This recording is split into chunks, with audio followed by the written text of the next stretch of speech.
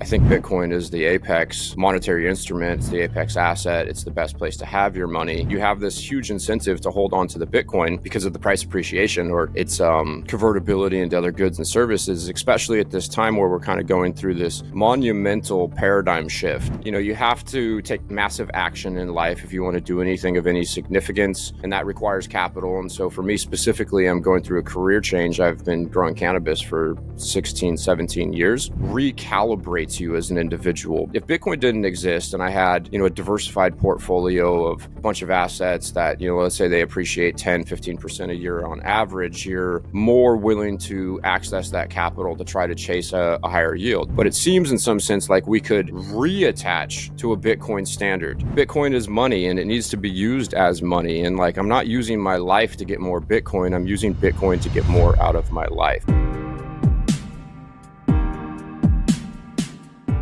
What have you learned about Bitcoin since you've last been on? I think it's about a year. That's a really good question. I would say personally, for me and my journey, one of the things I've been grappling with a little bit is career change and big changes in life. I want to embark on a new path. And so I'm trying to decide whether or not I want to deploy capital to move. Do I wait? And you have this huge incentive to hold on to the Bitcoin because of the price appreciation or its convertibility into other goods and services, especially at this time where we're kind of going through this monumental paradigm shift.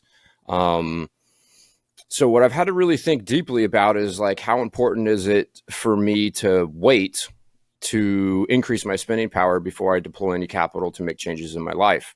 And what I've really kind of come to believe is, a lot of people spend their money like it's limited and their time like it's limitless. And I heard somebody say that, and it's very profound for me. And so what I'm kind of grappling with is, do I deploy capital or do I wait? And the thing that I'm really getting confronted with is my time is really limitless. That is totally real. We can't dispute that. We can't change that. I want to live as long as I can. And my ability to procure resources is much more limited or unlimited.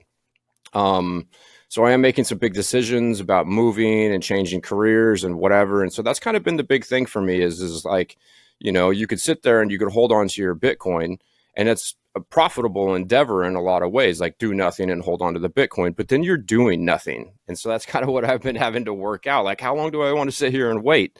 Well, my life is finite. And so, I think that, Bitcoin is money and it needs to be used as money. And I'm not using my life to get more Bitcoin. I'm using Bitcoin to get more out of my life. And so I would say that's the big takeaway over the last year for me is I'm going to have to use some capital so I can move and make some changes in my life. And, that's kind of hard when you're all in on Bitcoin. That's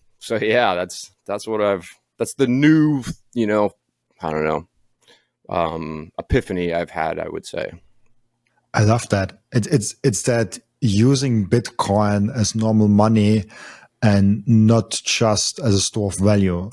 People use it as a savings account, treat it as you stack it and you never sell it at all, no matter what comes your way. And then you never use it. And what do you, is the goal to die with the biggest stack ever? Does that make sense? I don't think so. Totally. Yeah, man. What is interesting is the hurdle rate of Bitcoin, because if you switch from I have Fiat as my default versus I have Bitcoin as my default, you definitely think a lot more about, should I move now? Should I deploy big portions of my Bitcoin? Should I deploy big portions of my capital into a project, into a company, in whatever? How have you experienced with having a different default capital versus having previously? I think you had businesses before Bitcoin, so you experienced the business on a fiat standard and you experience now business on a Bitcoin standard. How do you think about investments and the hurdle rate differently now? Well, I think it's exactly like you said, whatever the compound growth rate for Bitcoin is that hurdle rate. So if I'm going to deploy capital or invest in some sort of a business endeavor, it has to, you know, um, look like it's going to yield me more than the capital would just sitting in the Bitcoin. But that kind of goes back to like, you know, you have to take massive action in life if you want to do anything of any significance. And that requires capital. And so for me specifically, I'm going through a career change. I've been growing cannabis for 16, 17 years. And so I want to do something different with my life. And that requires me to access some of my savings. Um, yeah, but any sort of like investments and whatever, like I think Bitcoin is the apex monetary instrument. It's the apex asset. It's the best place to have your money, you know, but then at the same time, you need to really get right with yourself. And it's kind of like been a catalyst for like a deep spiritual journey and like, I don't know, a lot of inner work. Like, what am I trying to do with my life and how important is everything to me? And in that sense, I think Bitcoin is very special in a lot of ways. And it like recalibrates you as an individual, because if Bitcoin didn't exist and I had, you know, a diversified portfolio of a bunch of assets that, you know, let's say they appreciate 10, 15% a year on average, you're more willing to access that capital to try to chase a higher yield. You know, if your hurdle rate is 10 or 15%, you know, there's a lot of business endeavors that obviously can require work, effort, energy, whatever, that could yield more than that. But with Bitcoin, I don't know, what's the CAGR on Bitcoin these days, like 45, 50%. So to deploy that capital into any endeavor that's not going to yield more than that is obviously not fiscally responsible. It's not a good move. But you know, I will sell Bitcoin to buy things that enhance the quality of my life or can, you know, maintain the trajectory of where I'm trying to go in my life. But I'm not selling my Bitcoin to invest in the S&P or an Apple stock or some, you know, I don't know, new AI company. So yeah, I mean, that hurdle rate is a real thing for sure. Interesting. And I don't know if you already thought about that or like how far you are down the development of that, but do you already know kind of where your career leads you as like a direction of where you want to go after cannabis? Yeah, I mean, I have a few things in the works. It actually looks currently like my wife and daughter and I are going to be moving to Miami, Florida. I have a few things that, you know, I'm working out some details on that I'm very excited about. And when they come to fruition, you know, people who follow me or know me or whatever, everyone will know what I'm doing. And I think it'll be a good thing. I will say that, you know, just like you and so many other people here in Bitcoin, you know, once you understand the magnitude of what this discovery, this protocol, this technology, whatever you want to call it, what this thing can do for our civilization, you become just so passionate about it. And it's just like everybody gets enthralled and you just want to support the movement, help orange pill the world, help drive this thing forward. And so that's definitely where I'm at. I want to do something Bitcoin specific. I want my time and energy to go into helping to push this thing into the hands of everybody. You know, I want the financial institutions. I mean, this might be, I don't know, some people don't like this, but I think governments should hold it. I think everybody needs Bitcoin. And so I want to help in whatever way I can to like shed light on the fact that Bitcoin ushers in the world that I think literally everybody wants to see. I think most people on this planet want to see more abundance, more peace, more consensual exchange, fair trade, all those things. And so Bitcoin is such a catalyst for that. And then, yeah, and you know, I want to put my energy into you know, helping to bring this thing in, man. I love that. Really cool. Like great. You're a great addition to the Bitcoin team, I would say, in a very Well, I generating. really appreciate hearing that, you know. Yeah, I think one of the things that I do, people tell me that they, you know, that they like my positive energy, the enthusiasm, the optimism. And, you know, I've been in Bitcoins for, what is it, like, I don't know, 7 years now.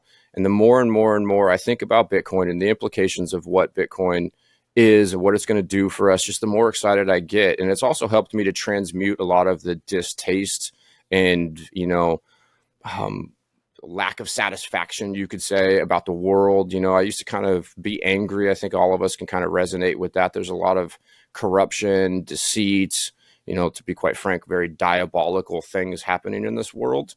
And I'm kind of softening that distaste and that hate that I have for all that stuff. And I'm kind of Bitcoin's been a catalyst for me to transmute that hate, into love. And I think if you boil everything down to like, you could go through life, and if you distill it down to the most basics, you're either operating on fear or love.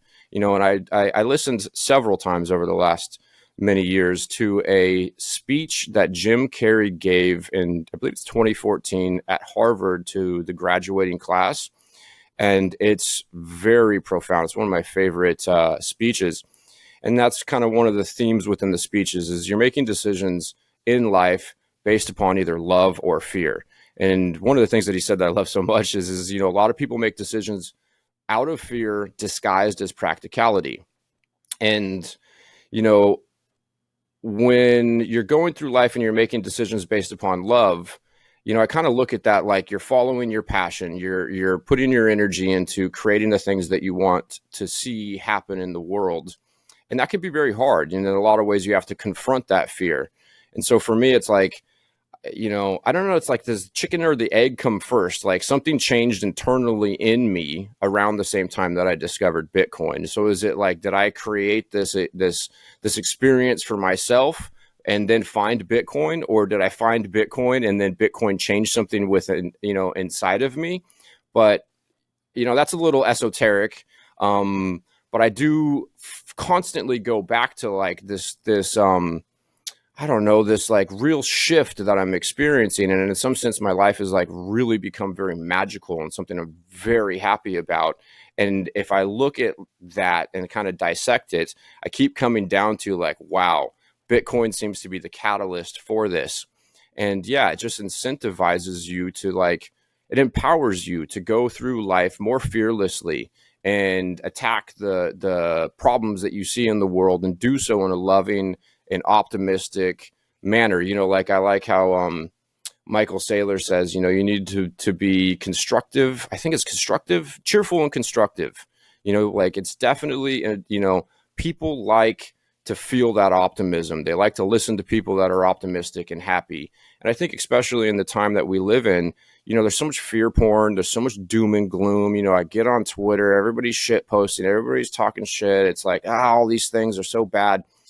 And I agree with all of that, but I don't know if highlighting all the atrocities and all the negative things in the world is the best approach to transmuting that. I think that if you shed light on all the positive things, all the changes that are taking place, the potential for a beautiful and abundant world, I think that has more effect than just shedding light on all the bad things. Like Jeff Booth says, if you go around yelling at clown world all day long, you're just strengthening it. Energy flows where attention goes. So I really try to pay attention and think about all the positive things. And, Bitcoin sure makes that easy to do. I love that. It's like shifting, not hating on fiat, but loving on Bitcoin. I think that's kind of where the conversation and the attention should go. By the way, I think I know the speech that you're talking about from Jim Carrey because I love that also. Was it the same one? It's my favorite my favorite quote from him.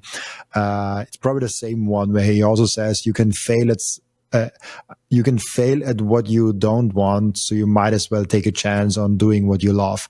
And this quote just stuck with me when I first heard it, and it's like comes up like once a week somewhere on my dreams, on my either night or day dreams, and it just is in my head ever since that speech.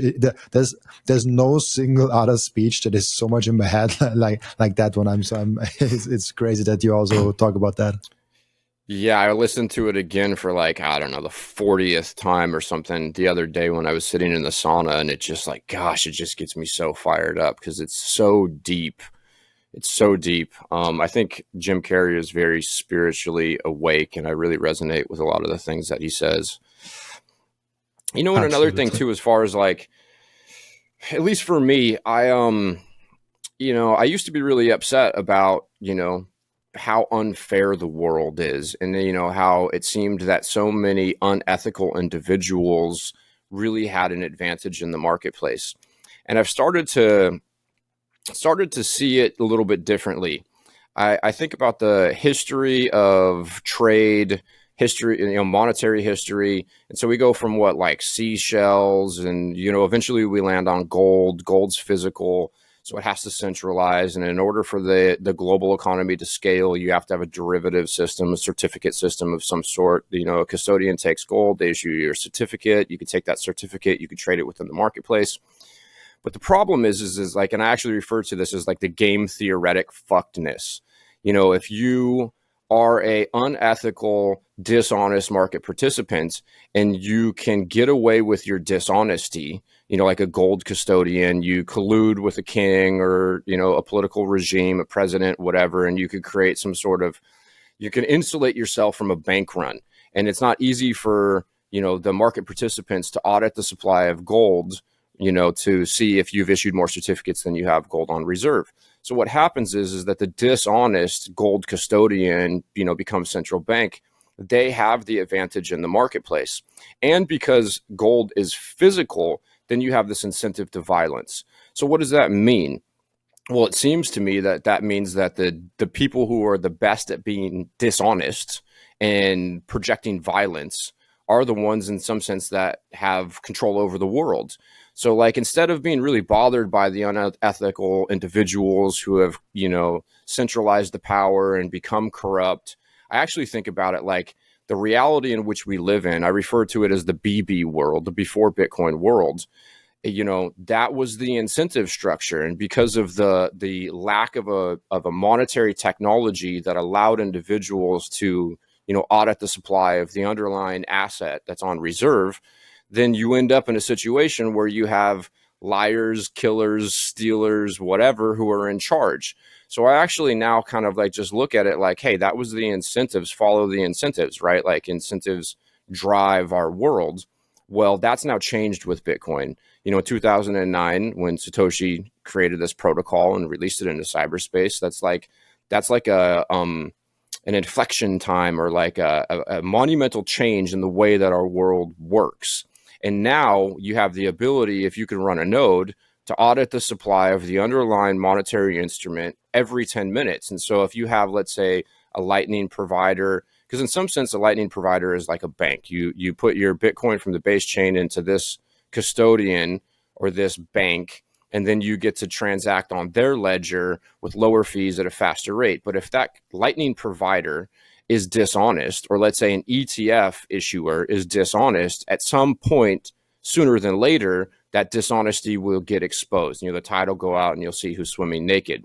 And so I think that just based upon the incentives, based upon the ability to so easily audit the supply of the underlying asset, it's going to incentivize people to be honest. The honest market participant is now the one who's going to win. In the BB era, the person who could get away with the dishonesty could win because it was kind of easy to do so. Now it's going to be very, very difficult to get away with that dishonesty, that corruption. And so, yeah, I think just based upon that, the world is going to change significantly. I think it flips things 180 degrees. And it's, the more and more I think about it, just the more excited I get. It's like, going back to the ETFs, let's say BlackRock, does proof of reserves and another ETF provider doesn't. Who's going to sell more Bitcoin ETFs? It's going to be BlackRock or whoever does proof of reserves, right? And then so, yeah, I think that's all pretty clear. It's like, everybody wants to work with somebody who's honest. And I think that's also why people are so bummed inside, like, it's because we can all kind of feel it. Like, hey, most people go through life, they want to do the right thing. They're compassionate, they're loving, they're honest. But we're coming out of an era where really bad people have a lot of control, a lot of influence. And that is disheartening. It's discouraging. And so it's like, play this thing out, whether it's 5 years, 50 years, 5,000 years, whatever it is. Like, as long as this thing, like Booth says, stays decentralized and secure, it quite literally changes everything. It's imposing a new rule set on our civilization. It's forcing cooperation. If you want Bitcoin, how are you going to get the Bitcoin? You either need to mine it, or you need to get somebody who has it to willingly give it up for a good or a service that you're offering. So, Yeah, it's like it just incentivizes consensual exchange, productivity, fiscal responsibility. Like in my case, if I didn't have Bitcoin and I had a diversified portfolio of other assets, I'd probably be more willing to do things that maybe the world doesn't need, right? Like, there's like almost some of this element of, because of the debasement of the currency and because of the increase in supply or the debasement of every other asset that you can hold, whether it's equities, treasuries, real estate, commodities, fine art, collectibles, whatever, we're increasing the supply of all those things. So if you're trying to hold your monetary energy or your surplus life force in any of those things or a variety of all those things, well, you are being diluted. So as you're being diluted, you're incentivized to continue to extract from the marketplace. You have to figure out, like, what can I offer? What kind of good or service can I offer to continue to, like, bring in the life force that I need, the energy that I need that is kind of leaking. It kind of goes back to thermodynamics. If you have, gold is increasing, let's say it's 2% a year, the increase in supply. Well, the half-life of that is 35 years. You take real estate, you have 1% annual average maintenance cost. Let's say you're in a jurisdiction that has 1% real estate tax. So if you have a paid for piece of real estate, you have a 2% loss on an annual basis. That's a 35-year half-life. So if you put your economic energy, if you look at it like a battery, into anything that has a 2% or more energy loss, like, you're bleeding out at quite a fast rate. I kind of think about it's almost like this Prometheus moment. Visually, I kind of like see it like, we're just all, these creatures navigating through this reality. We're exerting energy. We live in an energy in, energy out, reality. You have to bring energy in and consume it to exert energy. Well, if you take that surplus that you have and you try to store it anywhere, it's like I visualize someone like holding all of these things, and it's just the energy's leaking out. And then all of a sudden we discover this protocol, and now you can actually capture that energy and you don't have that leakage anymore. And that is just so profound. It quite literally changes, at least most things, the way I think about it. It's so hard to imagine how significant this will be.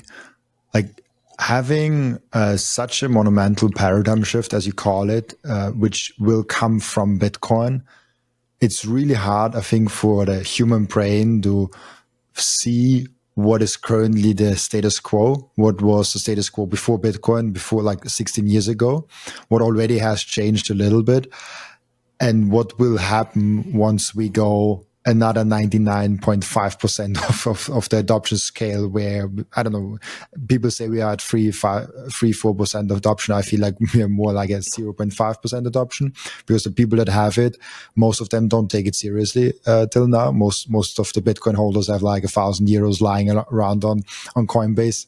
They are not Bitcoiners. So I feel like we are at a very low point of the actual adoption rate, and we're just getting started. So it's really hard for me and for everyone else to imagine what will come from that paradigm shift once we are at 80% or 70%. Like, it will take a very long time till we're at 100%, because there are still places without electricity and internet. So Bitcoin will have a hard time also reaching there, but it will come. So that's just, I'm always almost 500 episodes in a Bitcoin podcast, and I'm still boggled by what's possible from Bitcoin. Yeah, I have a good buddy. We were just chatting the other day, and one of the things that he goes around and he likes to ask his friends is like, what would you be doing if you didn't have to work for money? And he said that literally every single time he asked that question, the answer comes back and they would want to do something different than what they're doing. Right. And so, like, this reality that we're coming out of, where everything's being diluted, you didn't have an effective way to store your value, then it's incentivizing people to, it's like Seyr said, the road to serfdom is working for a currency that's working. What does he say? The road to serfdom is working exponentially harder for a currency growing exponentially weaker. Well, and I don't think that applies to just currency. It applies to any other thing that you can hold that the supply of is increasing. And if there's a lot of demand for that thing, it's what is it? The elasticity of supply. So if there's a lot of demand for something and there's not enough of it, then the free market will bid the price up. As the price goes up, then the margin increases. As the margin increases, it's a beacon. It's like an incentive for entrepreneurs and capital to move into that sector of the marketplace and increase the supply, to satiate that demand with supply. So then it's bringing the value of that asset or that thing, that good or service down. And so, yeah, I mean, it's just having this finite monetary instrument that, because money is, a call option on any good or service the marketplace can produce. Money has infinite demand, right? Like everybody wants more money because it can get them more of other things, right? Like not everybody wants more iPhones, more laptops, more, cups of coffee, right? There's like limitations to how much of things people want, but everybody wants money because it can get you anything else. So you have infinite demand with true scarcity. Now you got the apex monetary instrument. And if you can hold that thing, its convertibility into other goods and services is always increasing because we're increasing the supply of other goods and services at a faster rate than we're increasing the supply of the Bitcoin. At the last halving, Bitcoin became the hardest asset in the world based upon stock to flow.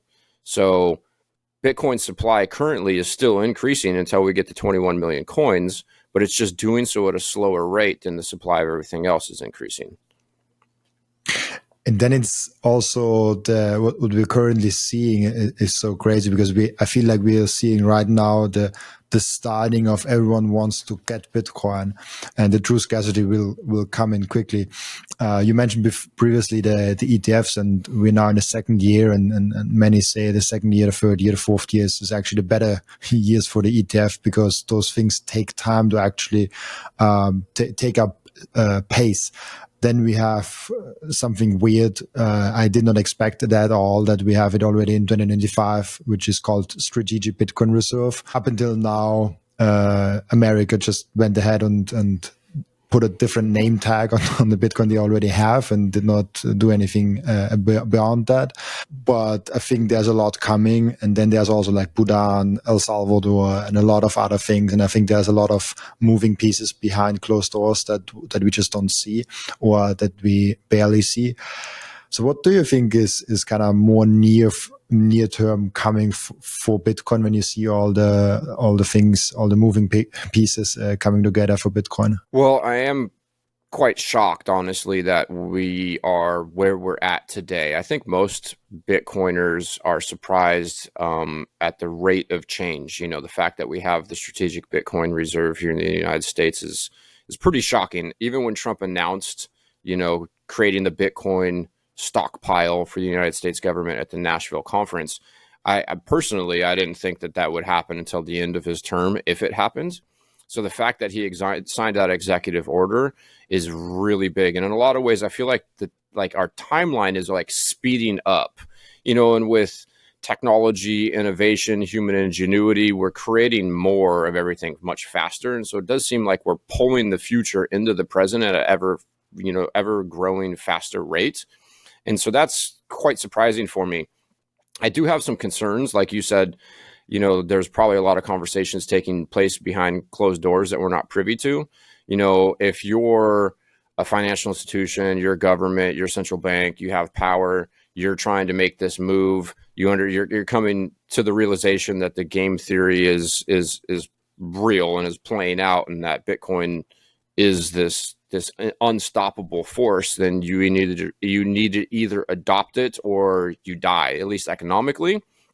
You would want to figure out how to develop a position without, causing the price to rip, right? So I do think that there's a lot of conversations taking place behind closed doors. And I do think that there's an incentive, and I guess this is the concerning part. I think that there's an incentive to keep the Bitcoin price down so that the powers that be can get, a significant position, with whatever's happening currently with the tariffs, that's kind of concerning. It makes me like wonder. So we have tariffs, the stock market's crashing, the part of the strategic Bitcoin reserve, or that bill, says that, the government, United States government, is going to take the Bitcoin that they have and they're going to hold on to it and they're not going to sell it. And then they can figure out in a budget neutral way how to get more Bitcoin. Then they have their other digital assets, as we would call them, shitcoins. They're going to hold on to those and they're going to put them into their reserve. But what they can do with those is they can sell them. They're not going to buy more of them. The only way that they can acquire more other digital assets is through seizure. So when I, read it, I'm like, oh, so they can sell shitcoins and they could buy Bitcoin, but they can't sell the Bitcoin. So like, it seems pretty clear, like what the strategy is there. Like, okay, they're going to figure out how to get a bunch of Bitcoin. And so I am kind of concerned that there's going to be a bunch of FUD, some corruption, some collusion, and it could be a bumpy ride. But it does seem pretty clear at this point that like the world is moving towards a Bitcoin standard. And today I think, like, Seyr says this, I love it. Like, all the risk has been stripped from the asset. Like, if you're a critical thinker and you can, think for yourself and you pay attention to what's happening, it seems pretty obvious what's taking place. But most people are unaware of it. Like, I'm actually quite shocked over the last, few weeks, especially.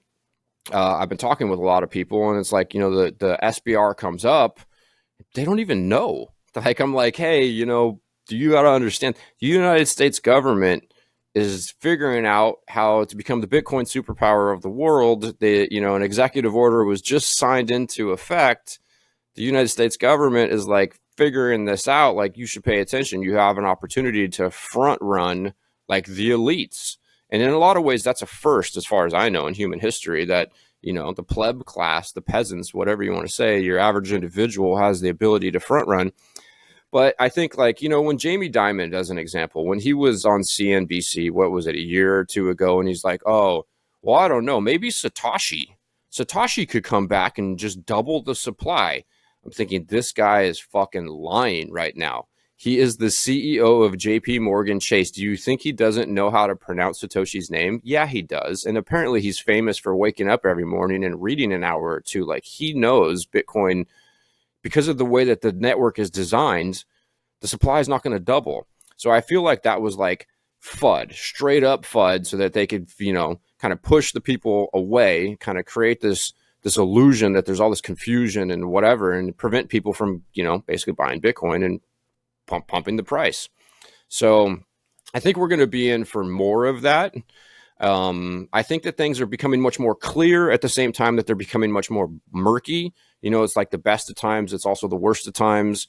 So I guess it's just kind of, it's like an awakening. There's a mass awakening, but not everybody's going to be a part of that, And also on that note, though, I really did shift over the last, like, I don't know, year and a half, my concern around other people missing out on this opportunity.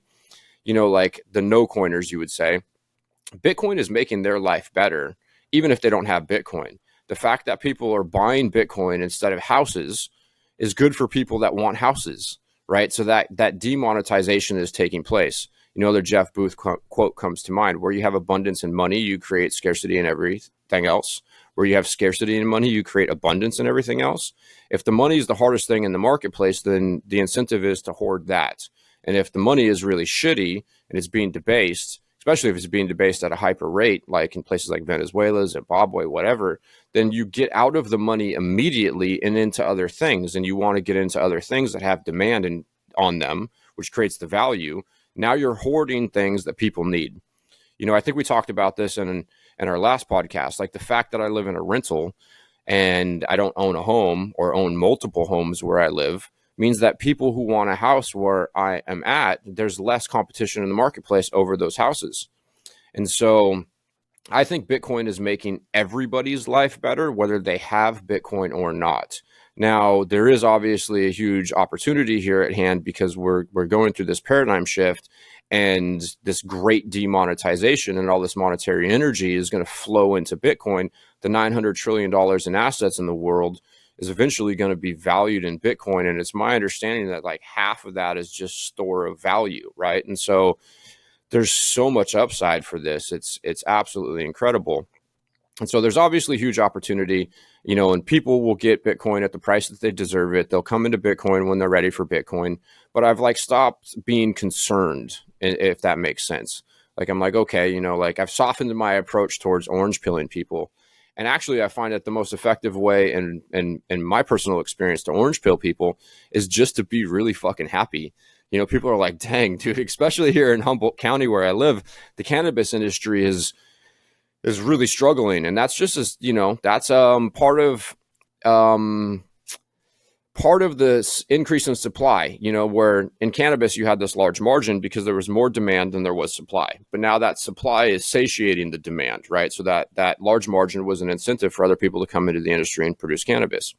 And so as the margin is descending, the business is becoming less profitable. The producers are really struggling, and the morale is really suffering. Where I live, economically, it's not good, right? And so over the last year and a half, 2 years, I've really been quite excited about life, and a lot of people are just like, what are you doing? Why are you so fucking happy? And it's like, well, Bitcoin, and then that actually makes them think more than if I try to explain the properties of Bitcoin, the fundamentals, the other assets, blah, blah, blah. It's like, that seems to be the thing that cracks the shell, or it's the thing that gets in and is makes somebody more receptive to what I have to say. And so, yeah, I don't know, shedding love and light and happiness on the world seems to be, at least in my experience, more effective than anything else I've ever tried to do to help people. It's just show people that, things are good. I think they're good, and I'm happy. Let's take a break for a moment and appreciate the beauty that Coin Vigilante has made with the Bitcoin watches. Those watches are the most amazing, the most elegant way of showing that you are a true Bitcoiner. And Coin Vigilante just dropped a completely new and amazing Genesis edition of their watch collections. You have the date of the first ever mined Bitcoin block in there, and of course also the block height and which epoch we are currently in. I love the level of detail they put in this masterpiece. Make sure to check out those amazing Coin Vigilante timepieces down in the descriptions. I love those watches so much. And now, if you have Bitcoin, I really do hope that you don't have it on exchange. But if you do have it on exchange, I have two ways for you to deal with that. The first way is you put it on a hardware wallet. That's the entry for you to get into the self-custody game. I recommend BitBox, Bitcoin only edition, for that. It's a super simple and secure way. And if you check out the link in the description, you even get 5% off if you use the code Robin. And the second way is the Bitcoin Way. The Bitcoin Way is your all-in partner in terms of how to get the most out of your sovereignty. They will personalize for you a self-custody setup that is perfect for your individual situation. They will show you how you can secure your own devices. Securing your Bitcoin is not enough. You also have to keep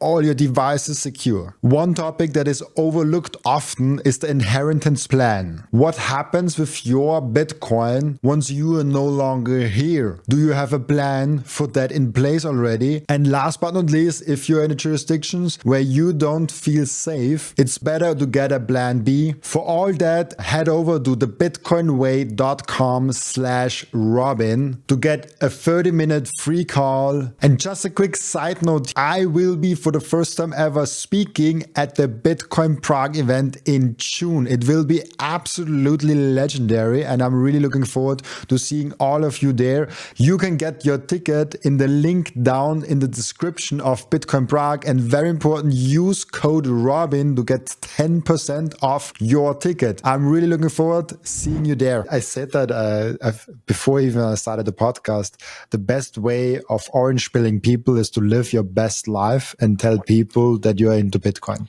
Like if you just if you just do those two things and you are a happy, fulfilled person, a family person, someone that gives to their community, whatever makes you happy and fulfilled. If you do that and you're into Bitcoin and tell people that you're into Bitcoin, they make that logical assumption. Oh, like I know 10 Bitcoiners and I know 200 people. Those 10 Bitcoiners are on average extremely happy and fulfilled.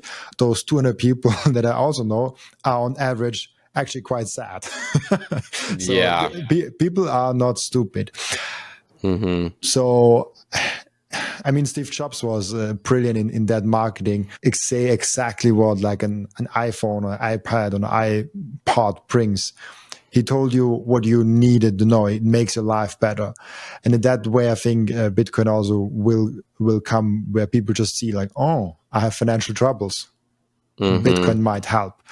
Because I've seen it with my uncle, I've seen it with my son, I've seen it with my mother-in-law. They Yeah. all adopted Bitcoin and their life just improved. And that's how I think we actually orange pill masses. Also, it's important to educate. Also, it's important to write books. Also, it's important to do all the other things that we're doing. But living your best life and telling people about Bitcoin, I think that's just the secret formula to mass adoption. Yeah. And, I have a question for you, being somebody who's interviewed so many Bitcoiners. What's your biggest concern about the potential issue or pitfalls moving forward? Like you must have some sort of concern in the way that this plays out. There's a lot of different concerns. I think the biggest one that's ocean tackling right now, I think is really interesting and really important, that we don't get a problem with mining pools that are centralized with 5 mining pools that basically can call each other and say, hey, that's a small list we're having and we don't letting those transactions through. It won't kill Bitcoin, but it is something that's worth noting. And I like what Ocean is doing. I like the solo mining and BitX movement a lot. And as Bob Burnett says, we need a lot of rabbits, meaning smaller miners, solo miners. We need a lot of horses. I think he calls them horses. I'm not sure. The middle big kind of miners that have some, I don't know, 10, 20 machines running in some container maybe. And then we also need does he call it elephants? I think the big ones, the marathons of the world and the really big miners. So mining is something where I'm like, we need more of that. I also, and I actually asked that Jeff Proven, and I'm still not, we need more full node operators. I think we are not yet at a point where, it's fine. Like you don't have to run it. I think the incentives in the end of the day will shake up to be really good and people will run their own full node. I just hope that we don't become complacent and focus too much on number grab technology. And I have this Bitcoin wallet, the number is going up, I can afford life, I can chill on the pool. And then there's the moment we become complacent and don't do our homework and fight on Twitter like toxic maxis, I think that's the moment where we should get concerned that maybe we've lost the plot a little bit. So that's I don't see that at all, but that would be something I would be concerned about.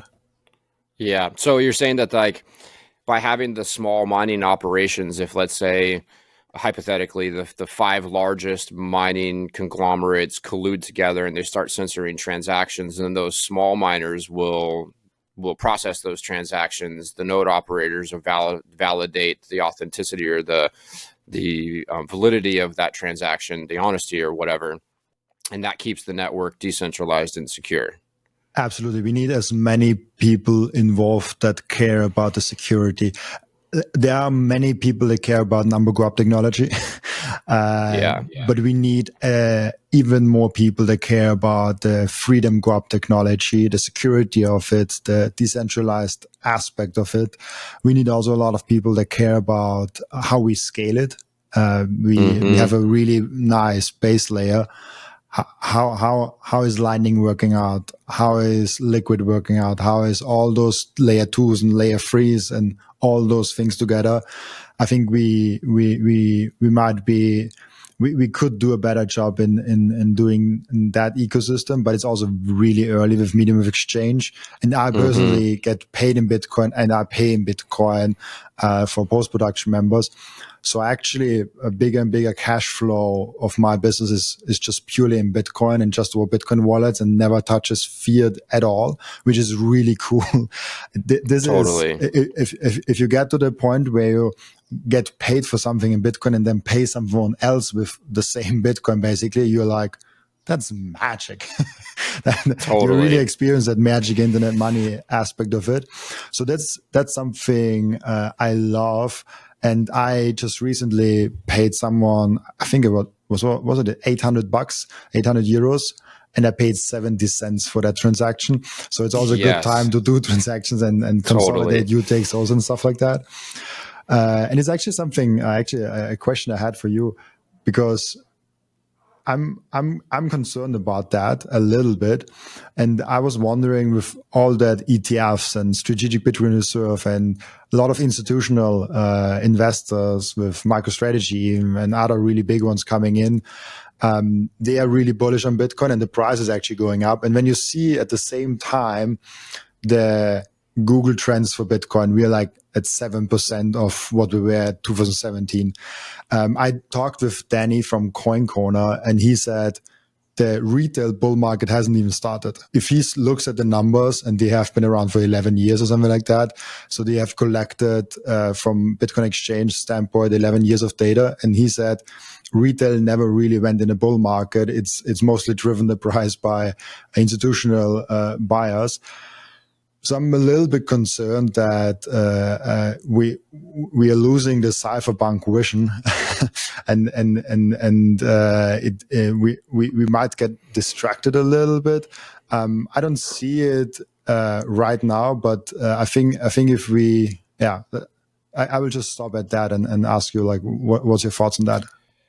Well, I think that due to the economic conditions that we're in, I think retail has been kind of exhausted. I think there's low liquidity. I think that the Cantillon class, the cantillionaires, the people, the asset owning class, they're the ones who have the ability to spin up the capital, the liquidity to buy Bitcoin right now. I do think that, like, this quantitative tightening and the issues that we've had, post COVID, they're going to need to change. Like, the big print is coming. Like, the system has to continue to debase and at an exponential rate.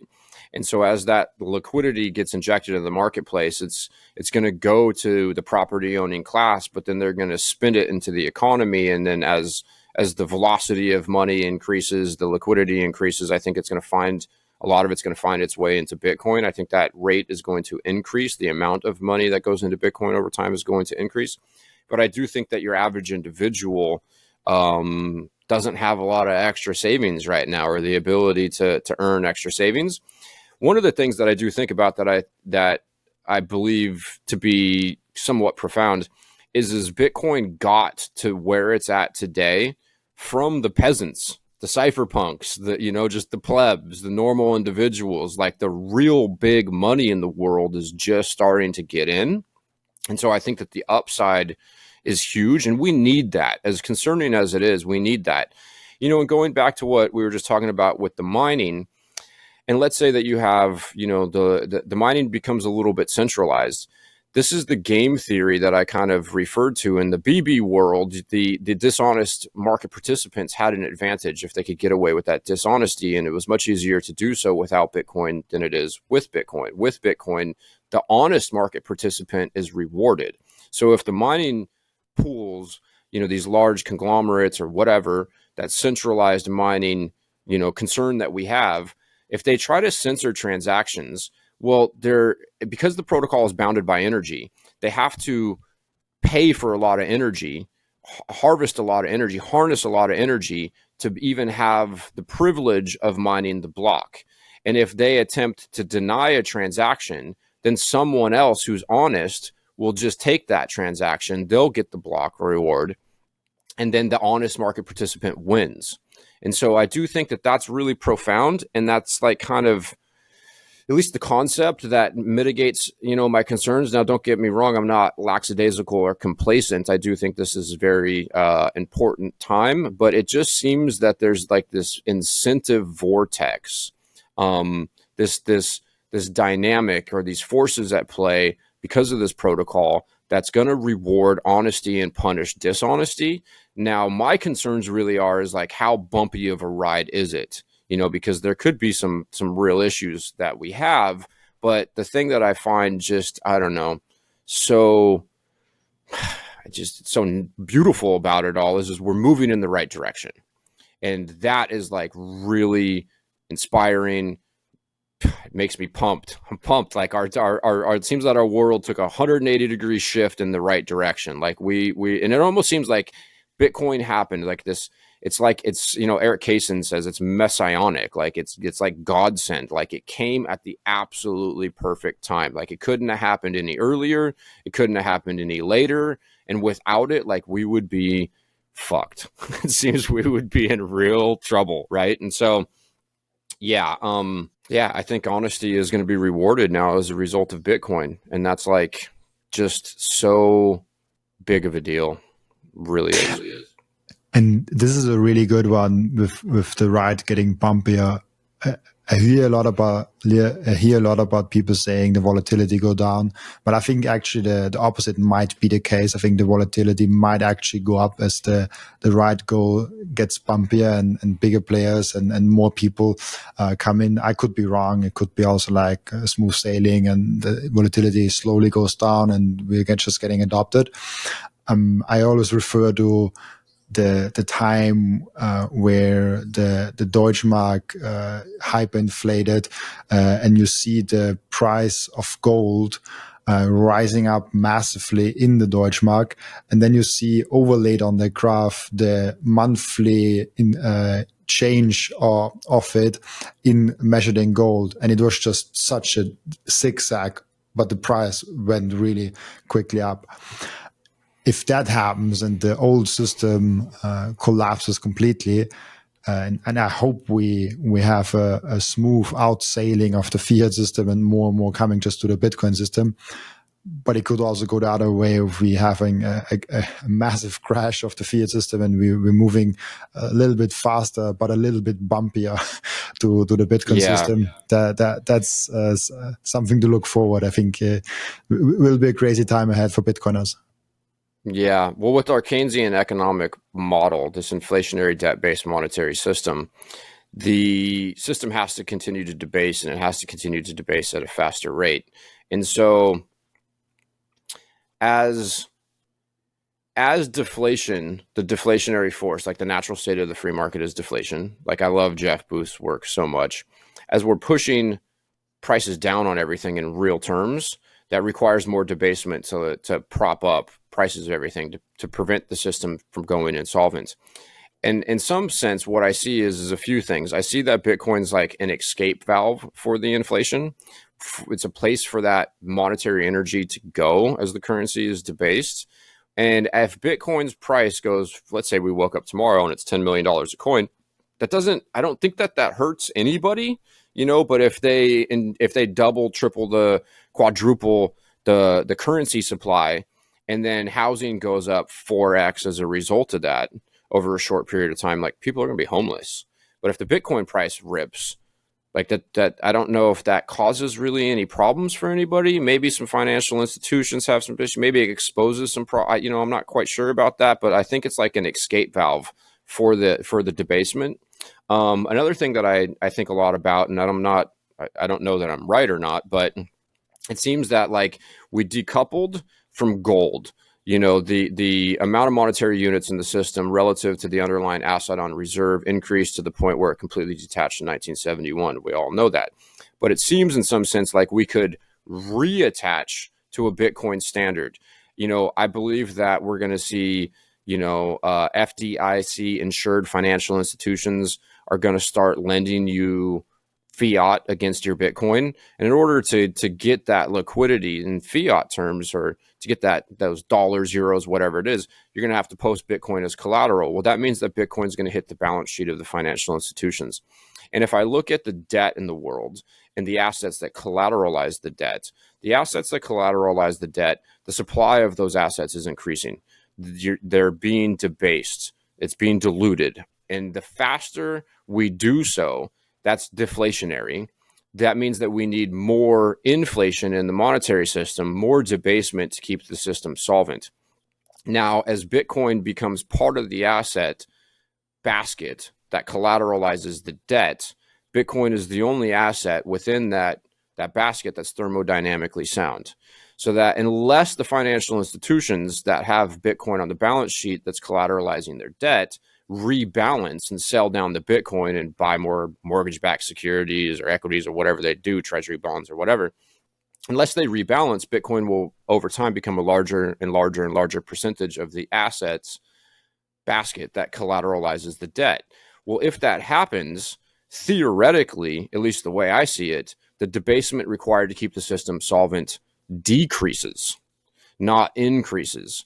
So I actually think there's a potential, and I could be totally wrong about all of this, but at least it's like the more and more I think about it, I can't really see another way, because the system needs to debase. So how does the system debase? Well, they're going to lend money into currency into existence as debt against assets. The Federal Reserve buys treasury bills. The fractional reserve banking system is going to create currency as debt against real estate or equities. Elon borrowed against his Tesla stock so that he could buy Twitter. You go buy a house, you put 50 grand down on a $500,000 house. Out of that $450,000 that the bank loans you, most of that, if not all of it, and I'm not a banker, I'm not sure, but it's my understanding that most of that is newly minted currency. And so Bitcoin is supreme collateral. Like, you can't destroy your Bitcoin.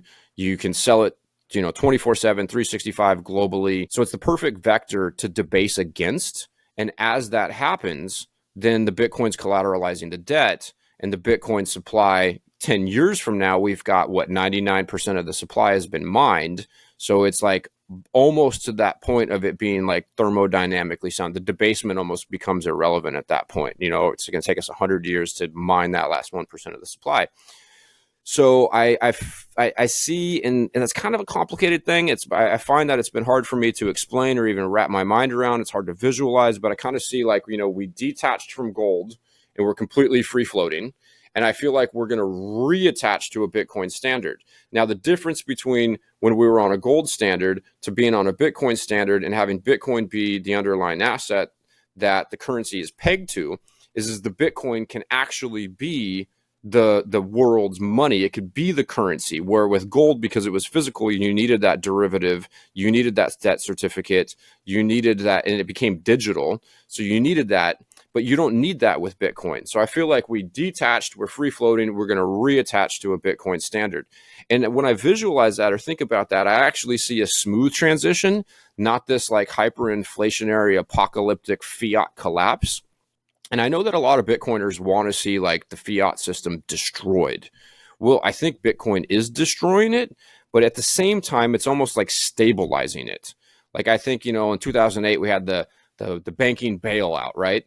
Well, I think the biggest bailout we've ever had in human history was the one Satoshi gave us. And this vortex of incentives, this thermodynamically sound property, this thing that you can custody that is in some sense virtually inviolable. Like, I can't get your Bitcoin unless you give it to me, right? And so that incentive vortex, the monetary properties, the decentralized element of it all, I think that is so alluring and so needed in the world that we have today. And like, for a multitude of reasons, the system has to continue to debase. People want to figure out how to save their economic energy. They want to prevent themselves from being taxed, tariffed, stolen from, all those things. And so that's just like sucking us back down to a hard money standard. And I think that creates a smooth transition. I don't want to see, a hyperinflationary apocalyptic situation. Like, that would be really bad. That would be really, really, really bad. And so the more I think about it, I think that Bitcoin in some ways, and this is controversial, you could say, but I think it like fixes the problems that we have in the fiat system, but at the same time that it destroys and replaces Bitcoin, or excuse me, fiat. So I don't think that it's like, hey, we're going to be in for this apocalyptic collapse. I actually think that it brings stability, and it allows us to transition in a smooth way. At least I like to think that, because it feels good, but also from a logical sense, theoretically, it does seem to be what will play out. What was it? SAB 121 was, I think it was the SEC. You might know this better than me, but I think that SAB 121 was rescinded, And SAB 121, from my understanding, meant that banks couldn't hold digital assets, really, aka Bitcoin, without having the cash equivalent on reserve. So it was like a huge deterrent to prevent the financial institutions from interfacing with or holding any Bitcoin. Now that that's changed, it seems that we're moving towards you being able to borrow against your Bitcoin, get fiat, spin up that liquidity with JP Morgan Chase, Wells Fargo, Bank of America, whatever. That, and then you also have this interesting dynamic that plays out where prices fall to the marginal cost of production. Well, what's the marginal cost of production to produce fiat if you're JP Morgan Chase? Zero. What, like 30, what is it? A half a second for somebody to just click enter on a computer and spin that liquidity up, create those monetary units. So currently you can borrow against your Bitcoin with some of these lending platforms, which I think are amazing, but the interest rates are kind of high because they're not the financial institutions that can effectively create money, right? So they're getting capital from people who have capital, who are trying to figure out how to get 10% return on it or whatever it is. So they'll give their capital to, let's say, Ledin, whatever the numbers are. I could be wrong about it, but let's say, hey, you can invest with Ledin, you could give them your US dollars, and then Ledin will loan them out against Bitcoin. Ledin's going to charge 15% or 12%. They're going to give the original investor 8 or 10%. They're going to capture that difference. But when you have JP Morgan Chase come in and Wells Fargo and all these individuals, there's competition to figure out how to capture that Bitcoin. The marginal cost production of the fiat is zero. The system as a whole has to figure out how to inject more monetary units into the marketplace. So I see this like, once again, it's like another incentive vortex where I believe that you're going to be able to borrow against your Bitcoin, and the interest rates that you're going to be able to do so are going to be decreasing over time. And that will, as counterintuitive as it seems, stabilize the system because of the fact that the supply of Bitcoin will be increasing at such a infinitesimally slow rate. And then so in turn, over time, theoretically, the debasement required to keep the system solvent decreases, aka Bitcoin could potentially decrease the need for the inflation for the whole thing to stay solvent. I don't know if that makes sense, but kind of abstract and out there a little bit, but yeah. So this is basically how you see medium term, but long term still Bitcoin replacing also the fiat currency of Mm-hmm. Yeah, that's I interesting. think that like Seyr said, all the currencies will collapse into the dollar. And why is that? That's because the other currencies globally are inflating. The supply is increasing at a faster rate than the dollar. If you're in Venezuela, you'd rather have dollars than Venezuela Bolivar or pesos. I think it's Bolivar. And all assets, property will collapse into Bitcoin. Like, I'd rather have Bitcoin than houses. I'd rather have Bitcoin than T-bills. I'd rather have Bitcoin than gold. I'd rather have Bitcoin than equities, right? So I think that we're going to end up in a Bitcoin dominant world over time as far as like a reserve asset or a savings technology, and then people will still be transacting in dollars, especially with stable coins. It's going to make it easier for the dollar to maintain its position as the global reserve currency.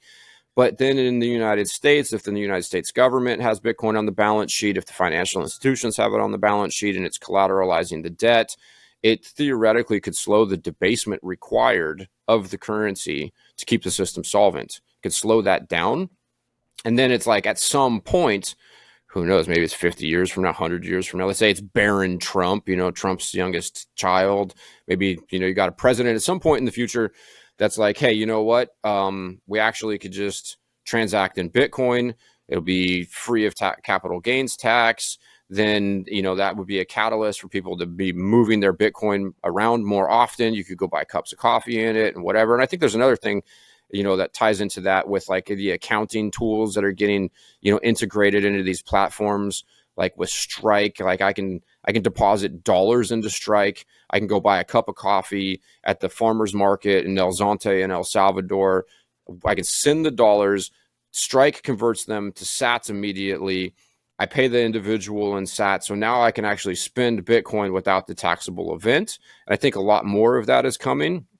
And so I just do think at some point, though, we'll just have a time where there will just be this like shift where it's like, okay, well, Bitcoin is now tax free. There's no capital gains. You can spend it. Yeah, so I kind of just see it replacing fiat, but in this slow and cohesive and like, this like, I don't know, positive transition. Yeah, I hope that makes sense. It totally makes sense, and I think this is also the way to go.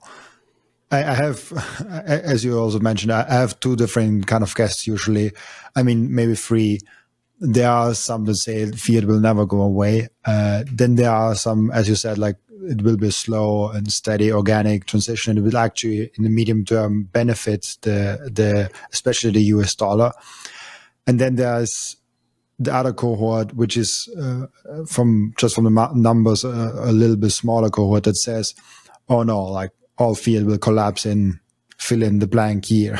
So like in 3 years, 6 years, say different years, which is I really don't like that idea. Yeah. I can imagine it, but I always make the Titanic comparison. If we say that the fiat system is the Titanic and it's really bad, and we have this great other boat where everything is amazing and we're already on there, but there's family members still on the Titanic. We want the Titanic to sink very slowly and get everyone across the savings boats and get to the bigger, better boat that won't sink, which is Bitcoin. So that's where my mind always goes. I want that world, and I'm a very optimistic person also. I see that, and I think the world will be amazing in the future. But let's play with that thought just for a moment. What do you think will happen if, for example, fiat collapses? Or is that even possible in like 1, 2, 3 years? Is that even something that theoretically could even happen, because fiat has this massive network effect and money, it sticks with people. People still use Facebook with the network effect, and money has a way bigger network effect than an app has on your phone. I think anything's possible. I just don't think it's likely. Yeah, I don't think it's likely. I think that, we're going to see interest rates reduced. I think that we're going to see the monetary supply, the currency supply increase. But as that happens, I think that, obviously asset prices are going to go up. Housing's going to go up. Food's going to go up. Things are going to go up. But I think that like pain is life's greatest teacher. So I think that the more economic pain people feel, the more of a need they have to figure out how to not feel that pain. So like the worse it gets, the more it's going to drive people, to look for a way to escape those challenging circumstances. I'm not an economist or a banker. I'm just a dude. I've been an entrepreneur and cannabis farmer and whatnot. So I don't know. I don't have an intimate understanding of how everything works necessarily. But I don't see some epically terrible fiat collapse. I just don't. And like I said that as well. It's like Bitcoin is an escape valve for the debasement. And I think that the faster that the debasement happens, the harder the Bitcoin price rips. And as painful as this can be for people who understand Bitcoin, it's like that meme. It's like you got one guy standing there. What is it? One guy standing there to buy Bitcoin at 80K, and at 125 grand, you got a line fucking out the door. So if there's like a huge print and asset prices rip, Bitcoin rips, then that's going to bring more people into Bitcoin. So it's just like I'm not too concerned about it. I mean, it is a logical concern, but and maybe it's just the optimism and like whatever. But I don't really see us having some super epically bad hyperinflationary event, at least not with the dollar or the euro. And what? So the like Tether is buying T-bills. So it's like as people are buying Tether, they're buying stable coins, they're buying T-bills. There seems to be this interesting thing where like it's all and Bitcoin, right? Isn't Tether buying Bitcoin? They Yeah, are, they're buying correct? Bitcoin. Yeah. Like a lot of it, right? So it seems to be no matter how things are going, it's just driving people and institutions into Bitcoin. Um, yeah, I also heard recently, maybe you know this, I could be wrong, but a very credible friend of mine said that there was it was at the CEO of Tether, um, said that they're going to start they're working on putting Tether on the Lightning Network, which I don't know if that's true or not, but once Yeah, yeah, again, they all are roads talking lead to about that. Bitcoin. Yeah, so if that's the case, then you're strengthening the layer two, and it's like, all roads lead to Bitcoin. They have Tether apparently with the 31st of March 2025, they have over 100,000 Bitcoin on the balance sheets, apparently, according to Bitcoin treasuries by BitBox. Yeah, interesting. So the way I see that though is Bitcoin is, becoming the underlying asset that's collateralizing the debt-based currency, right? So like Tether's issuing these digital dollars, and they're buying Bitcoin with it. So they're stabilizing, the system, and then they're buying T-bills with it. So they're helping the government continue to operate. But it's like it's this intersection between fiat and Bitcoin. And once again, I could be totally fucking wrong about all of this, but I do, every time I think about it, I just do see this like smooth, peaceful transition that incentive vortex is just drawing Bitcoin into every facet of our life. And as controversial as it is, I know a lot of people are like, isn't Bitcoin supposed to destroy the government? Like we don't want the government to buy Bitcoin. Well, I get that, but like without the government, like the government currently, like let's say, so we had some apocalyptic collapse, it's Mad Max, what would happen? Well, I believe that what ended up happening is you would have people in jurisdictions and little areas, whatever, they would band together. They'd figure out who was the most intelligent and who they felt was the most honest and, whatever. They'd put these people into positions of power. They would then pool capital together, and then they would pay for things like roads and clean water. So you would end up reorganizing around some sort of governing entity. But without the governing entity being able to print currency, then they're fiscally responsible and they're beholden to the preferences of their citizens and the people who are supporting them. So I don't think that we want to see the government like completely fail. Like it wouldn't be good. People would be looting in the streets. People would be getting killed and stolen from. And so that's why I think it's prudent for us to figure out how, we can transition into a Bitcoin standard with as little collateral damage, as little problems as possible. Because I personally don't want to see people suffer, and if the government, collapses and fiat collapses and hyperinflates, like a lot of people are going to suffer.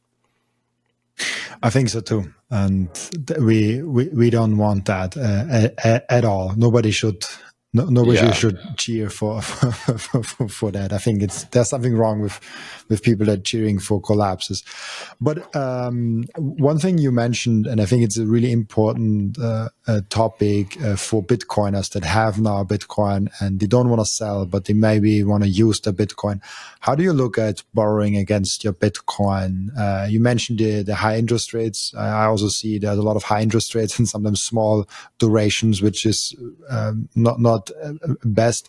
But on a general term, how do you look at borrowing against your Bitcoin to get fiat to live your life without selling Bitcoin? I think I think it's logical and rational. I think that people who are doing so should be careful. Using leverage with Bitcoin. Like, what is the Caitlin Long?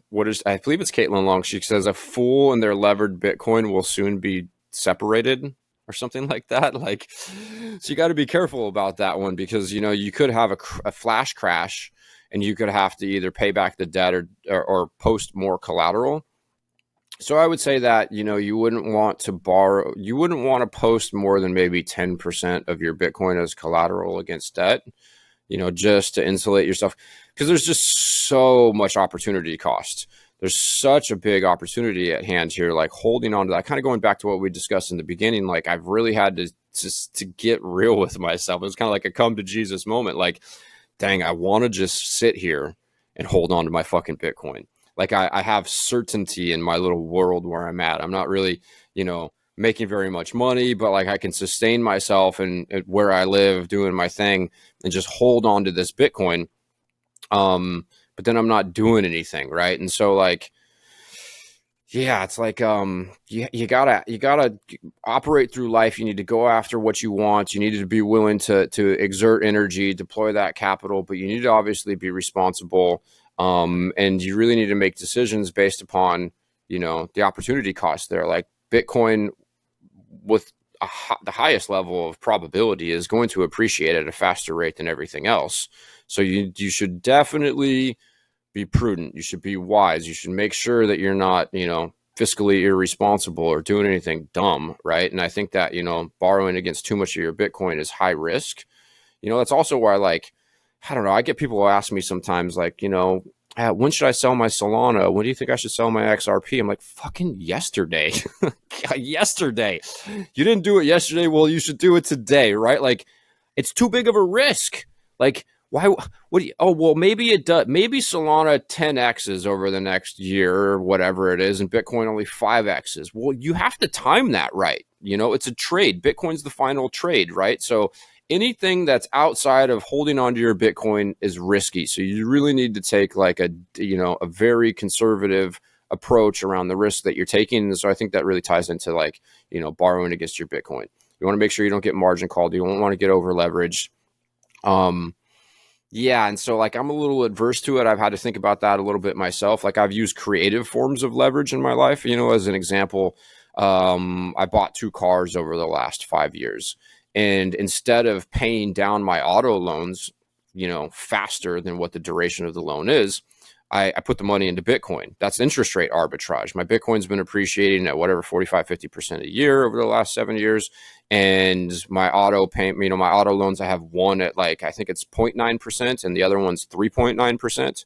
So for me to pay down those auto loans quicker, as opposed to buying more Bitcoin, I mean, that's obviously not the better move. So I bought the Bitcoin instead of paying down the auto loan. So I'm using debt to get more sats or to hold on to my sats, but the Bitcoin's not collateral. It's kind of like when Michael Saylor, and apparently he got a lot of shit for this, was like, mortgage your house and buy Bitcoin. Well, I mean, that makes sense. If you have equity in your home and you can get a HELOC, at 3, 4, 5, 6%, and you could buy Bitcoin. If the Bitcoin price crashes, if you have a flash crash, you're not going to get margin called. As long as you can maintain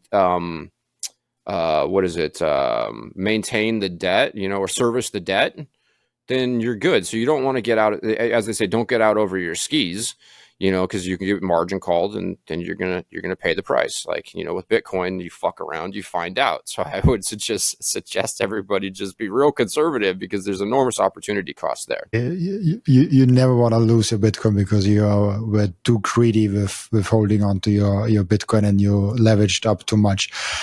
Yeah. Really cool. I've one question now. I've not asked it last time. I've introduced it later, but I have now one question that I ask each and every one of my guests, and the question is, what can we learn from you besides Bitcoin?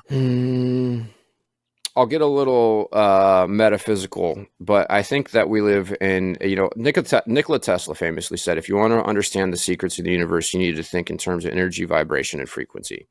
And I've had to think very deeply about that myself because I've been kind of carrying this heavy, dense energy around in my life. It's like maybe it was fear. I mean, yeah, if you distill it down to the most basic thing, it was just fear, right? And so that's low vibes, low vibration, right? It's dense, heavy energy.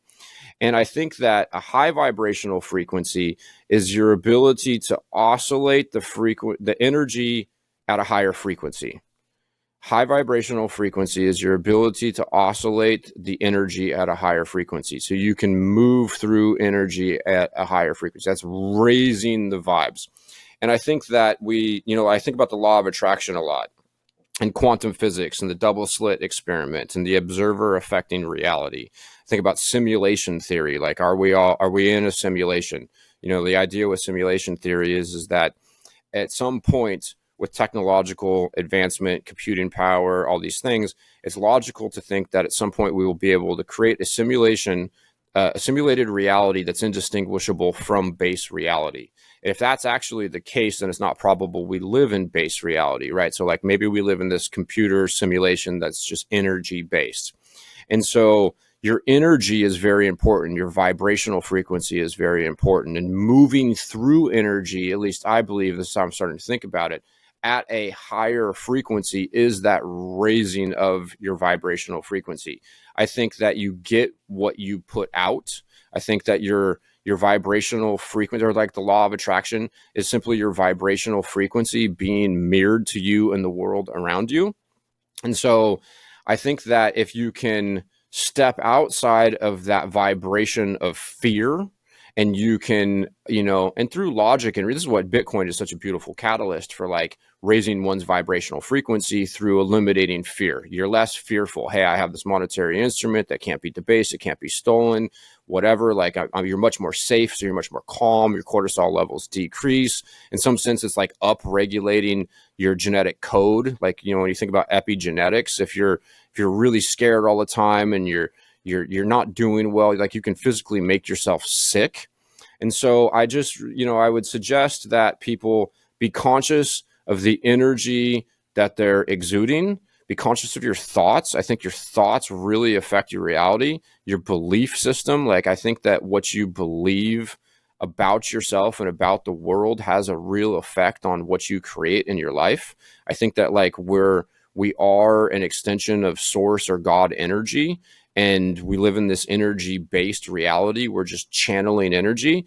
And so if you can do so in a loving and more fearless manner, I believe that's at like a higher octave or a higher vibrational frequency. You're going to attract more positive outcomes.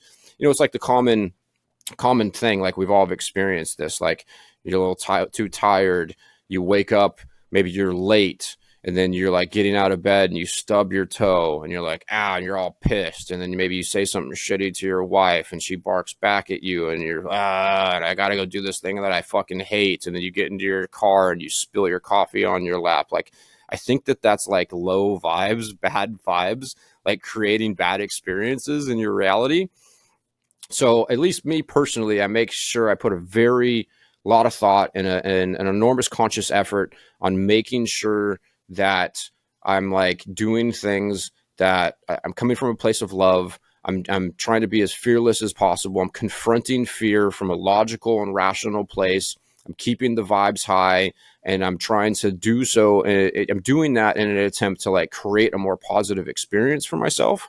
And so think about that energy, vibration, and frequency. And, like Bitcoin is a high vibrational frequency asset. You can oscillate the energy at a high frequency. It's invisible. You can send it around the world, zip it around. Like, I think that there's something very special about that.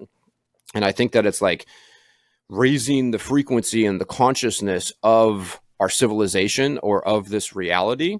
And if you embody that, and it's like, that's, anyway, I think, you could attest to this, like there's something very magical happening with Bitcoiners and the Bitcoin community. Like, people are becoming happier. It seems like time is almost speeding up in some ways. Like we're creating more, like there's more love.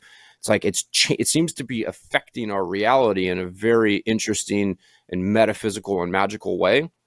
And so, yeah, high vibes. It's super important. I know that's a little, woo woo, but like, yeah, your ability to oscillate the energy at a higher frequency, at least in my experience, is enhancing the quality of my life.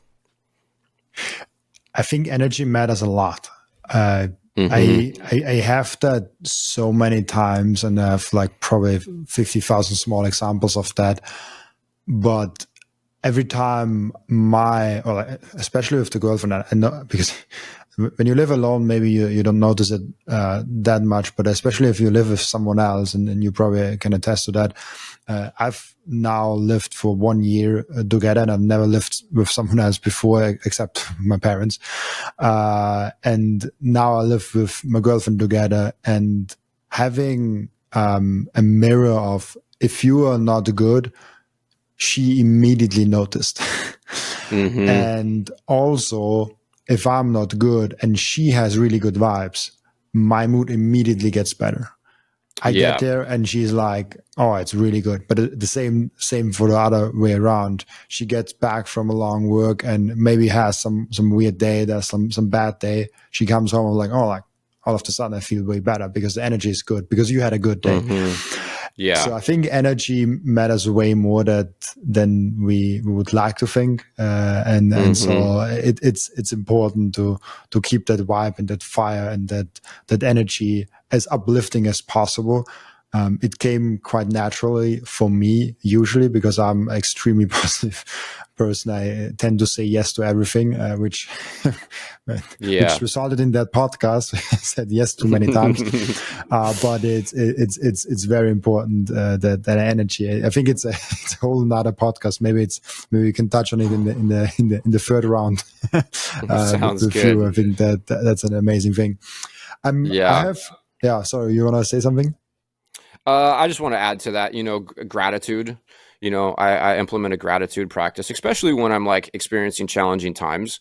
And I've been really thinking consciously about it a lot for the last 10, 15 years of my life. But as soon as I get confronted with something that I'm adverse to, I just implement that gratitude practice. You could experience a problem in your life and you could think to yourself, like, I got this problem. It's a challenge. I don't necessarily like this. But then you could immediately be like, you know what? I'm actually grateful for this problem. And because I could have a lot worse problems. And you could always have a worse problem. I mean, you could be dead. Like, that's the worst problem you could have is you could die, right? So if you're not dead, you could think, okay, well, it's the duality of life as well. Like, you can't have sweet without bitter. You can't have light without dark. You can't have pleasure without pain. So if I'm experiencing problems in my life, especially if they're problems that are easily solvable, then like I don't get frustrated by them. I'm like, oh, actually, I'm grateful for this because you have to have problems. This is a problem I can solve. And that's like transmutation of the negative energy. Well, now instead of being like all fucked up over the problem that you have, it's like, okay, well, I can deal with this. I'm grateful. I can confront this head on. It's very proactive. And now you're going through that experience at a different vibrational frequency. And like, when you're scared or you're dealing with challenges, you could be grateful for that fear, those challenges. Like when I'm scared of something, I'll actually tell this to myself. I'll be like, you know what? Thank you for the fear. I'll think to myself like, oh, I'm grateful for this fear because it's shedding light on some sort of limiting belief that I have. Right. And so that's a transmutation of that fear with love, essentially gratitude and love. And so those are the things that I think about and some of the practices that I implement in my life that really help me. I think it's helping the quality of my life experience and what I'm creating for myself in this existence. But at the very least, what I can say with 100% certainty is it makes me feel better. Right. And isn't that the most important thing? Like, how do you feel? Like everyone wants to feel better. And so gratitude practice, being aware of your vibes, being aware of where your attention goes. If you get online, like I watch a lot of YouTube. I don't watch any mainstream media, but there's actually now a lot of mainstream media on YouTube. And I'll see stuff like, Redacted is a good example as a channel that's like shedding light on all the corruption and atrocities taking place in the world. And so I kind of like to avoid that. Like I don't completely bury my head in the sand, but I pay attention like, oh, okay, well, like, Putin did this, North Korea got this thing going on, and Biden and Kamala and Trump or whatever, all the stuff. Like you got to be aware of what's happening in the world, but don't let it consume you. And so be careful about how much of the negative stuff that you're paying attention to, because I think it can affect your vibes. It can pull you into a lower, denser state of being. And then in turn, I think you're creating more negative things in your life, but at the very least, you don't feel good. Right. And so I think everybody wants to feel good. So be grateful. It's just a simple shift in perspective. I've implemented because I was so far away from mainstream media that people came up to me, oh, like, what do you think about that and that? And I had no clue what's going on at all. Like, I barely realized when Russia-Ukraine happened that there's something going on. I've realized it months later because everyone was talking about it. I was like, what, Ukraine, Russia, they're fighting? I didn't knew that. This was a time where I was so far away. that might also not be the best thing. I now have implemented a 10-minute maximum mainstream media per day, and it turns out you don't need more. you definitely I could see that. 10 minutes is almost too much already. I have my Mm-hmm. Austrian mainstream media channel, 1, 2, 3, and just flick through them and what they're talking about. They usually have like a morning and an evening show, and I just flick through the topics. They're actually really nice. They have always nice topics lined up, so you don't have to watch 10 minutes. You just like read the headline and like, okay, that's interesting. Let's listen 1 minute what they have to say. So I just used that selectively, 10 minutes per day, and see what's going on. And honestly, mostly I just regret it. It's like there's no Yeah, value I can coming see out of that. there. There's nothing going on. It Yeah, does nothing for me. So I'm even thinking of deleting that 10 minutes and just doing 10 minutes per week because it's all probably also totally. enough. Yeah. But yeah, it, consuming negative, watching what you consume, not just with like food, is really Mm-hmm. important. Consuming what thoughts come into your head, what channels are you watching, what Twitter feed is feeding you. I'm a big fan of Yeah. making lists on Twitter with people you actually want to follow, and then just see those see those Mm-hmm. lists and not your For You feed, or just like deleting Twitter altogether, but it seems to be a hard choice. So Yeah. you really have to be conscious about your energy. Yeah, it's like what you feed your mind. Your mind. You want to avoid toxic information. You want to have nutritious, healthy information, if that makes any sense. But yeah, that's real. I totally agree with that. Awesome. Yeah, really, really cool. We have, as you know, an end routine in the podcast where the previous guest is asking a question for the next guest without knowing who the next guest actually is. And you're probably very well aware of that. Satoshi once said, I've moved on to other things. And the previous guest wants to ask you, what do you think Satoshi moved on to? That's a really good question. I don't know. There's part of me that wonders at times if Satoshi, I mean, gosh, this whole myth of Satoshi is so fascinating. I think that we're going to celebrate him as like a Jesus-like figure, in the future. So yeah, I don't know. It's a good question. If he's a human, and I would assume he's still out there because this individual was very smart, and he's probably just enjoying his life. Like, of course, he mined all these coins, right? Like what it's said to be like a million or 1.1 million coins, and he's never moved them, right? Well, if he's a human, I think that he would have just started mining coins that aren't those original coins. And he could be an anonymous, very wealthy Bitcoin whale just enjoying his life somewhere in the world. And I think that that's actually probably the more likely situation. He created this thing. He knew enough about what he was doing that he knew he had to get the protocol up and going, that immaculate conception. He had to do the things that he did in order for that to be the case. And then he could have still interfaced with the Bitcoin network and mined a bunch of coins on a laptop like a lot of people did. And he could be a multi-billionaire somewhere, just living anonymously, enjoying his life. I don't think he'll ever resurface if he's alive. So I think he's probably an anonymous Bitcoin whale living his life, probably a high quality existence somewhere in the world. And he probably feels pretty good about the fact that he pretty much changed everything and kind of saved our civilization. Of Yeah, that. that's what I think Satoshi's doing if he's still around. Just Yeah, enjoying his stack. yeah, a big stack. It's actually something that I always tell people if they are afraid of, what if Satoshi comes back. First of all, like I don't think the keys to his bitcoins exist anymore. Of like the first 1 million, I think this was very intentional that they will not move, and I think he just destroyed that key. Yeah. At the same time, he mined or like got in another way Bitcoin, and Totally. just you can throw 1 million Bitcoin and mine like 200,000 in the next week. At that point, Exactly. it was not hard. So I think that's something that he definitely did do, and it's just so fascinating. there are Yeah, I entire know. books around who it is, who he might be, and how he wrote the emails, and it's a fascinating topic, but at the same time, it really doesn't matter. Totally. Yeah, I totally agree. Before I let you go, Eric, where can people find you, ask you questions, and see where you moved on to next? Yeah, I'm on X, Eric V Stacks. Yeah, you can reach out to me there. I haven't been making a lot of content recently. I think that's going to be changing here in the near future. Like I said, I'm working on some things. Looks like I'm moving to Miami here pretty soon, and so yeah, I'll be on X, and I got a bunch more interviews lined up over the next few months, and so yeah, I'll be around enjoying my Bitcoin, trying to figure out how to create the most positive life experience that I can for myself and in turn others.